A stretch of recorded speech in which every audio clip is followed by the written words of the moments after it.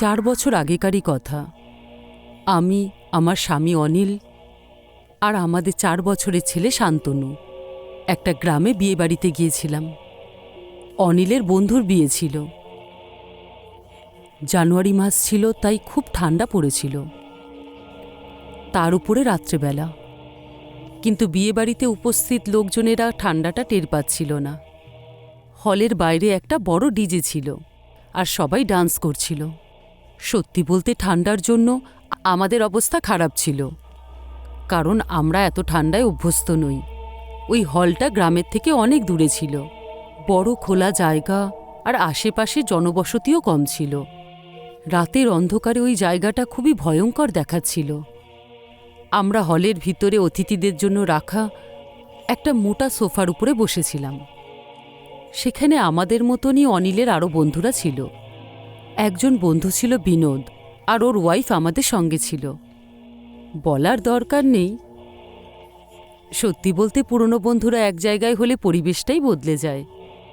আমরা সবাই খুব কথা বলছিলাম, আর আমাদের ছেলে শান্তনু আমাদের থেকে একটু দূরেই খেলছিল। বিনোদ তখন গ্রামের পুরনো একটা ভয়ঙ্কর ঘটনা শোনাচ্ছিল। এই গল্পটা প্রায় 60 বছরের পুরনো।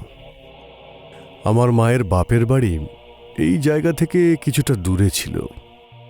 শোনা যায় যে একজন ডাইনি নাকি বাচ্চাদের ওপর জাদু করে তাদের আত্মাদের বশে করে নিত। সবাই তাকে মন্দিরা ডাইনি বলেই ডাকত, কিন্তু বাস্তবে কেউ তাকে কোনোদিন দেখেনি। সে এমন ছিল যা শুধু বাচ্চারাই দেখতে পেত, আর এমন কিছু করত যাতে বাচ্চারা অসুস্থ হয়ে যায়, আর তারপরে তারা মারা যেত। একবার আমার মা আর আমার ছোট মামা বাড়ির বাইরে উঠোনে খেলছিল। তখন তারা দুজন খুব ছোট ছিল, প্রায় তাদের বয়স ছিল 3 থেকে 4 বছর। তখন এক গরিব বৃদ্ধা সেখানে ভিক্ষে চাইতে আসে। আমার দিদা তাকে ভিক্ষা দেওয়ার জন্য ভিতরে কিছু আনতে যায়।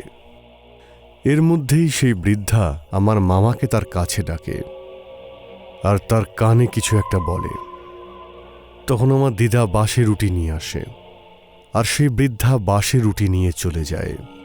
সন্ধে হওয়ার ঠিক আগে আমার ছোট মামা ঘুমোতে চলে যায়। ধুম জ্বরের সঙ্গে তার হাঁচিও উঠতে থাকে।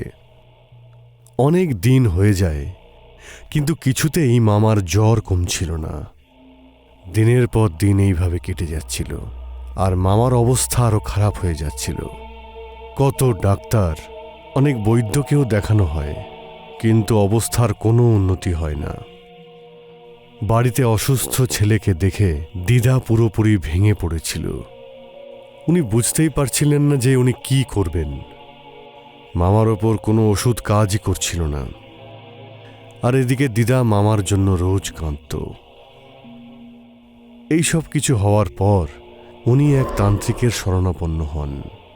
যখন তান্ত্রিক বাড়িতে আসে, তখন সে মামার মাথায় হাত রাখে আর বলে, ওই বাচ্চাটার আত্মার ওপর ভর করেছে, ওর মৃত্যু নিশ্চিত। তান্ত্রিকের কথা শুনে দিদা সঙ্গে সঙ্গে অজ্ঞান হয়ে যায়। তখন দাদু তাকে বলেন, আরে কিছু করো বাবা, আমার গলার হারকে আমি কিছুতে ওই ডাইনি রাতে দেব না। কিছুভাবে বাঁচাও বাবা, আমার বাচ্চাকে বাঁচাও। তান্ত্রিক বলেন, এটা কোনো সাধারণ ডাইনি নয়, এটা মন্দিরা ডাইন। বাবা কিছু তো উপায় আছে, যা করতে হবে আমরা করব বাবা। যদি মনে করেন আমার জীবন নিয়ে নিন বাবা, আমাদের বাচ্চাকে ঠিক করে দিন বাবা। আমি ওর মৃত্যু ঠেকাতে পারবো না, কিন্তু আমরা ওকে ফিরিয়ে আনার একটা চেষ্টা করতে পারি। শেষ চেষ্টা। মৃত্যুর দিন রাত্রে ও ছোট বাচ্চার কবর থেকে বাইরে বেরোয়, আর তার মধ্যে প্রাণ দিয়ে তাকে জ্যান্ত করে, তারপর সেই প্রাণ ও সঙ্গে নিয়ে যায়। তান্ত্রিক যেমনটা বলেছিলেন তেমনভাবেই আমার মামা কয়েক ঘন্টা পর মারা যায়। ওনার পার্থিব শরীরকে নিয়ম অনুযায়ী কবরস্থানে কবর দেওয়া হয়। আমার দাদু, তান্ত্রিক আর গ্রামের কয়েকজন কবরস্থানে বসেছিল। চারদিকটা একেবারে নিস্তব্ধ ছিল। যখনই ভোর 3টে বেজে যায়, একটা ছায়াকে সবাই উড়ে আসতে দেখে। ছায়াটা ক্রমশ এগিয়েছে, বাচ্চাটার কাছে এসে দাঁড়ায়। হাতের নখগুলো দিয়ে এসে মাটি খুঁড়তে থাকে। জোরে জোরে হাওয়া বইতে শুরু করে। দেখতে দেখতে সে কয়েক ফুট গর্ত হাত দিয়ে খুঁড়ে ফেলে। তারপর মামার শরীরকে বাইরে বের করে। তারপর এক হাত দিয়ে কাঁচের একটা শিশি বের করে আর ঢাকনাটা খুলে দেয়। শিশির মধ্যে থেকে সাদা ধোঁয়া বেরোতে থাকে। তারপরেই মামা হঠাৎ চোখ খুলে আর নিজের 2 পায়ে দাঁড়িয়ে ওঠে। এটা দেখার পর গ্রামের লোকেরা সবাই তার দিকে দৌড়ে আসে, কিন্তু তাদের আসতে দেখে ডাইনি সেখান থেকে উধাও হয়ে যায়। সেই ডাইনি তাদের হাত থেকে পালিয়ে গেলেও তাদের কাছে এটা সবচেয়ে গুরুত্বপূর্ণ ছিল যে মামাকে তারা আবার জীবিত ফিরে পেয়ে যায়। শোনা যায় ডাইনিকে তারপর থেকে আর কোনোদিন দেখাই যায়নি। এই পুরো গল্পটা শোনার পর আমরা সবাই ভয় পেয়ে গেলাম। বিয়েবাড়িতে যারা এসেছিল তারা অনেকেই চলে গিয়েছিল। আমিও একজন মা হওয়ার দরুন আর এক মায়ের কষ্টটা বুঝতে পারছিলাম। আমি খুব ভাবুক হয়ে গেলাম। হঠাৎই আমার শান্তনুর দিকে চোখ পড়ল। ও ওখানেই খেলছিল, কিন্তু হঠাৎই ও খেলা বন্ধ করে দিল আর সামনের দেওয়ালের দিকে তাকিয়েছিল। আমরা সেটাই দেখছিলাম। ও তখনও ওই দেওয়ালের দিকেই তাকিয়েছিল। যখনই আমি ওকে ডাকতে গেলাম, ও আমার কাছে দৌড়ে এলো আর দেওয়ালের দিকে হাত দেখিয়ে বলল, মা, ওখানে একজন মহিলা দাঁড়িয়ে আছে, ওকে খুব বাজে দেখতে। মা, ওকে বলো ও এখান থেকে যেন চলে যায়, ও খুব বাজে। আমরা কিছু বুঝতে পারছিলাম না। আমরা যখন দেখলাম ওখানে কেউ ছিল না। একজন মহিলা ছিল যে ওই বিয়েবাড়িতে এসেছিল। উনি অনেক মেকআপ করে ওখানে বসেছিলেন। আমি ওকে জিজ্ঞাসা করলাম, তুমি কি ওই আন্টিটাকে দেখে ভয় পাচ্ছ? কিন্তু ও বলল না। আমরা ওকে অনেক বোঝানোর চেষ্টা করছিলাম যে ওখানে কেউ নেই, কিন্তু তারপর অনিলের বন্ধু আমাকে বলল, বৌদি, ওই দেওয়ালটার দিকে দেখো আর ওকে ওকে ওই দিকে চলে যেতে বলো। আমি কিছু না ভেবেই ঠিক সেটাই করলাম যেটা বিনোদ আমাকে বলল। সেই সময় আমার ছেলে শান্তনু আমাকে এসে জাপটে ধরল। পেছন ঘুরে তাকিয়ে দেখে বলল, মা, ও চলে গেছে। ও আবার আগের মতন খেলা শুরু করলো। আমি এর আগে কখনোই শান্তনুকে এত ভয় পেতে দেখিনি। সেদিনকের ওই ঘটনা দেখে আমরা সবাই অবাক হয়েছিলাম। আচ্ছা, ওই ঘটনাটা কি বিনোদের বলা মন্দিরা ডাইনির ঘটনার সঙ্গে জড়িত, নাকি শান্তনুর কোনো ভ্রম ছিল? কাল অবধি আমি এইসব ভূত প্রেত ডাইনিতে একেবারেই বিশ্বাস করতাম না, কিন্তু সেদিনের ওই ঘটে যাওয়া ঘটনাটা আজ মনে পড়লেও আমার ভয় লাগে। 4 জন বন্ধু অন্ধকার রাতে পুকুরের এক ধারে বসেছিল। পুকুরের জলের মধ্যে পূর্ণিমা রাতের চাঁদকে দেখলে মনে হয় খুব জ্বলজ্বল করছে। মাঝে মধ্যে কালো মেঘ সেই পূর্ণিমার চাঁদকে ঢেকে ফেলছিল। বন্ধুরা মিলে খুব হাসি ঠাট্টা করছিল। তাদের অনেক খাবার জিনিস সেখানে ছিল আর মদও রাখা ছিল, আর সব বন্ধুরা মিলে জমিয়ে খাওয়া দাওয়া করছিল। ভাই, কিছু ভূতের গল্প বল না। রাকেশ তখন গল্প বলতে শুরু করে। রাত তখন ঠিক 1টা। অন্ধকার রাতের সেই সময়, ঠিক সেই সময় হঠাৎ করে আবহাওয়া বদলে গিয়ে বৃষ্টি হওয়া শুরু হচ্ছিল। সেই সময় নির্জন রাস্তা দিয়ে একটা অটো যাচ্ছিল। অটো ড্রাইভার মনের আনন্দে সিটি বাজাচ্ছিল। হঠাৎ করে সে দেখে রাস্তার ধারে একজন দাঁড়িয়ে আছে। অটোটা কাছে নিয়ে গিয়ে অটো ড্রাইভার জিজ্ঞেস করে, কোথায় যাবেন? সামনেই নামবো। আর সেই মহিলা অটোতে উঠে বসেন।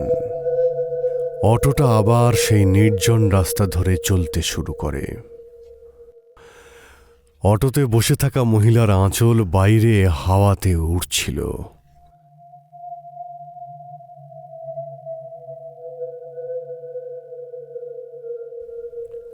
ম্যাডাম, আপনি কোথাও চাকরি করেন নাকি? না তো, কেন? না মানে এত রাতে এখানে দাঁড়িয়েছিলেন, তাই জিজ্ঞেস করছিলাম আর কি। না, আপনার কোথায় যাবেন? সামনেই রাস্তার মোড়ে হলুদ প্রাসাদটা আছে না, আমি ওখানেই থাকি।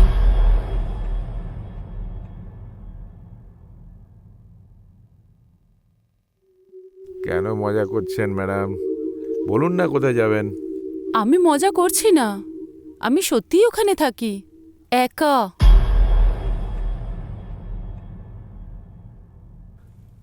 কিন্তু ওই বাংলোটার ব্যাপারে তো আমি সব অদ্ভুত অদ্ভুত ঘটনা শুনেছি। অদ্ভুত কথা যেরকম? না মানে ওই বাংলোতে নাকি একটা বুড়ি আত্মা থাকে যে মানুষকে একবারে এই মেরে তো ফেলে। আমার প্রাসাদ এসে গেছে। অটোটা আস্তে করে সেই বাংলোর গেটের সামনে এসে দাঁড়ায়। অটো ড্রাইভার আস্তে করে মুখটা বাড়িয়ে বাংলোর দিকে দেখতে থাকে।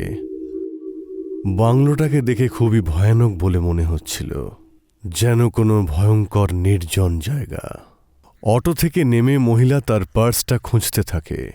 দাদা 2 মিনিট দাঁড়াও, আমি এক্ষুনি টাকা নিয়ে আসছি। এটা বলে সেই মহিলা গেট খুলে বাংলোর ভিতরে চলে যায়।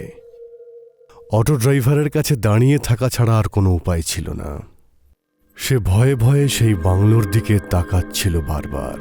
ম্যাডাম ওই বাংলোর ভিতরে যেতেই পরপর লাইট জ্বলে ওঠে, আর কয়েক সেকেন্ড পরে দোতলার লাইটও জ্বলে ওঠে। ওই মহিলা জানালার পর্দা সরিয়ে দেয় আর অটো ড্রাইভারকে বলেন, দাদা 500 টাকা খুচরো হবে তো? তার কথা শুনে অটো ড্রাইভার বলে, হ্যাঁ ম্যাডাম, আছে আছে, 500 টাকার খুচরো আছে। এটা বলে অটো ড্রাইভার তার পকেট থেকে খুচরো টাকা বের করে গুনতে থাকে। ঠিক তখনই ওই মহিলার হাত তার সামনে চলে আসে, যাতে 500 টাকা ছিল। হাতটা পুরোপুরি সাদা হয়ে গিয়েছিল। অটোওয়ালা ওই মহিলার দিকে তাকায়, আর তার জিভ যেন শুকিয়ে আসছিল, কারণ মহিলা তখনও জানালায় দাঁড়িয়েই ছিল। তার লম্বা হাত জানালা দিয়ে অটো ড্রাইভারের সামনে চলে আসে। ওই মহিলা লাল চোখ দিয়ে ড্রাইভারকে বারবার দেখছিল। তার ভয়ঙ্কর সেই চেহারা দেখে অটো ড্রাইভার অটোটা স্টার্ট দিয়ে পিছনে না তাকিয়েই সেখান থেকে পালিয়ে যায়। আরে বাবা, ওই অটো ড্রাইভারের পরে কি হলো রে? কি আর হওয়ার ছিল, ওই রকম ভয়ঙ্কর দৃশ্য দেখে 8 দিন পর্যন্ত সে জ্বরে বিছানায় শুয়েছিল। এইসব কথা ছোট থেকে শুনছি, আরে নতুন কিছু বল। কিন্তু এটাও একটু ভয়ঙ্কর ব্যাপার ছিল কিন্তু। রিজু তখন বলে, আরে নতুন কিছু ভয়ের বল। এই অন্ধকার রাত্রিরে ভয়ের গল্প শুনতে বেশ ভালো লাগছে। ঠিক আছে তো শোনো। একটা মেয়ে রোজ সকালে উঠে গ্রামের একমাত্র কুয়ো থেকে জল ভরতে যেত। সূর্য উঠলে ভিড় হয়ে যাওয়ার কারণে সে সূর্য ওঠার আগেই কুয়োতে জল ভরার জন্য যেত। একদিন সে কুয়োতে জল ভরার জন্য সেখানে পৌঁছয়। তখনও অনেকটাই অন্ধকার ছিল।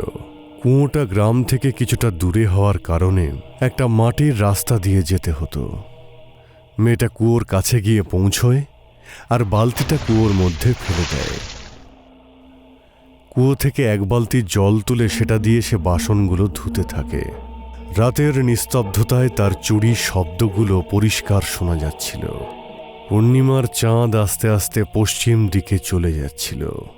আকাশটাও আস্তে আস্তে পরিষ্কার হয়ে আসায় অল্প অল্প আলো ফুটে উঠছিল। ওই মেয়েটা বাসন মাজার সময় তার একটা চুড়ি ভেঙে যায় আর হাতের মধ্যে গেঁথে যায়। হাত থেকে যে রক্ত বেরোচ্ছিল সেটা মেয়েটা খেয়ালই করেনি। সে বালতিটাকে আবার কুয়োর মধ্যে ফেলে, তারপর আস্তে আস্তে বালতিটাকে ওপরের দিকে টেনে তোলে।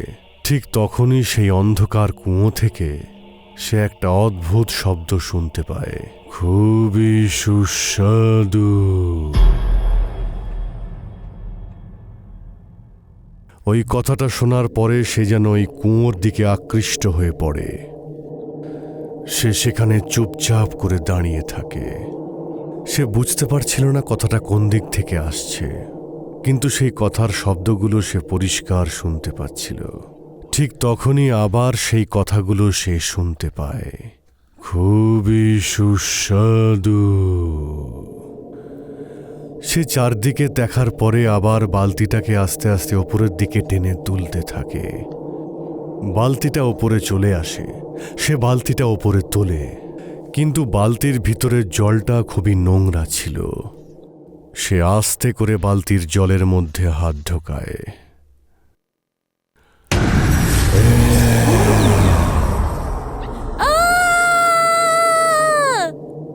ভয়ের চোটে মেয়েটা চিৎকার করে ওঠে।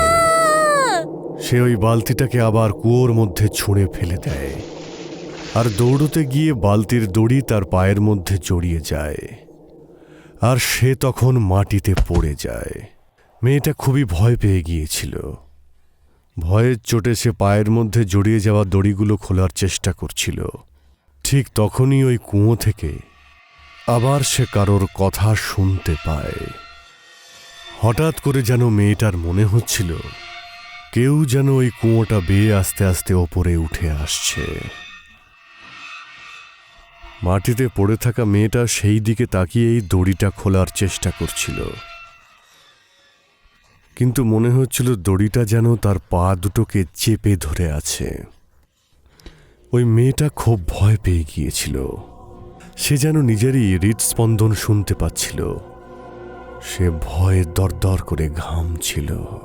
চোখের সামনে সে যেন নিজের মৃত্যুকে দেখতে পাচ্ছিল। সে আস্তে আস্তে ঘষে ঘষে সেখান থেকে দূরে যাওয়ার চেষ্টা করছিল, আর তার ঠিক পরেই সব কিছু শান্ত হয়ে যায়। না কারো কোনো গলার স্বর, না কোনো শব্দ, যেন চারদিকে এক ভয়ঙ্কর নিস্তব্ধতা ছেয়ে গেছে।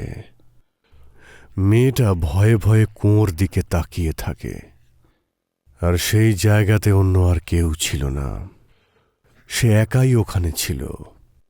সে বারবার জড়িয়ে থাকা দড়িটা খোলার চেষ্টা করে যাচ্ছিল, আর তারপর হঠাৎ এক অদ্ভুত শব্দ শুনতে পায়।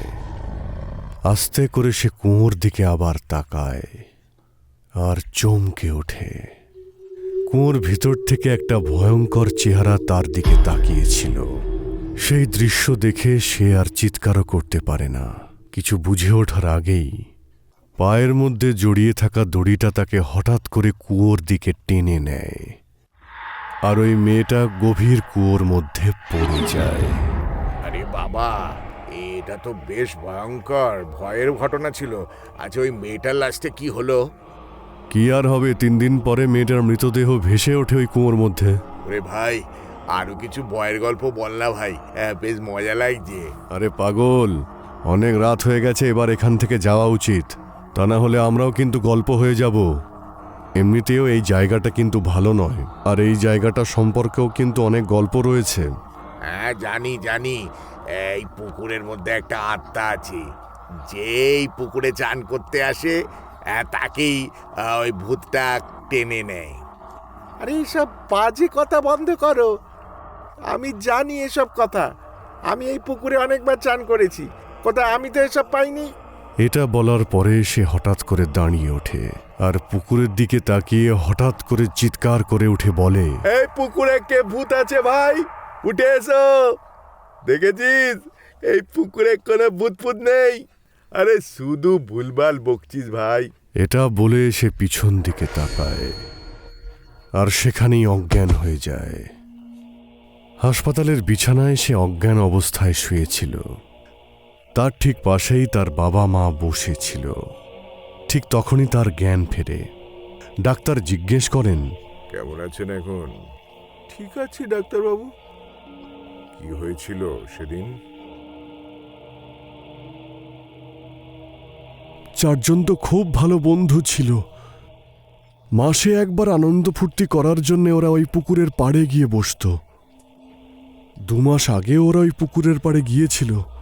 আমাদের রাকেশ ওখানে একটু দেরি করেই গিয়েছিল সেদিন, কিন্তু ওখানে পৌঁছানোর পর দেখে পুকুরের পাড়ে বন্ধুদের সমস্ত খাবার ছড়িয়ে ছিটিয়ে রয়েছে। সে সবাইকেই ফোন করে, কিন্তু কাউকেই ফোনে পাচ্ছিল না। তারপরও কি করবে ভেবে না পেয়ে বাড়িতে ফিরে আসে। আর ওর বন্ধুরা? সবার মৃতদেহ 2 দিন পর পুকুরে ভাসতে দেখা যায়। পুলিশ বলে যে একজনকে বাঁচাতে গিয়ে বাকিরাও ডুবে যায়। সবাই এটা বলছে যে পুকুরের ভিতরে থাকা ওই পিশাচ সবাইকে মেরে ফেলেছে। আমার ছেলে মাসে একবার নিজে রান্না করে পুকুরের পাড়ে বসে বন্ধুদের সঙ্গে খাবে বলে যায়। ও এটা মনে করে যে ওরা আজও বেঁচে আছে।